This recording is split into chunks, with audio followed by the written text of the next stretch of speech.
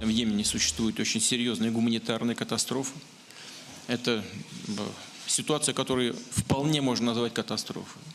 И мы сами готовы к тому, чтобы людям помогать, и призываем всех, кто может это сделать, последовать нашему примеру.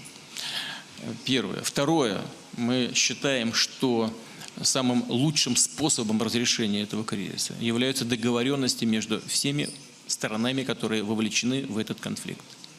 И вот, находясь здесь, в Турции, в стране с преимуществом мусульманским населением, не могу не вспомнить строки из священного Корана, где сказано: «Вспомните милость Аллаха.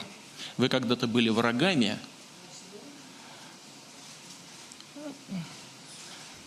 Аллах примирил ваши сердца и сделал вас братьями». Вот я думаю, что исходить нужно как раз из этого. В отношении помощи,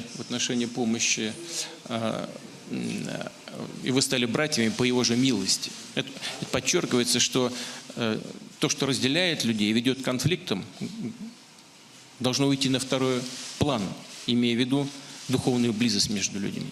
А что касается помощи Саудовской Аравии, то, кстати говоря, в том же священном Коране сказано и говорится о неприемлемости любого вида насилия, кроме защиты своего рода.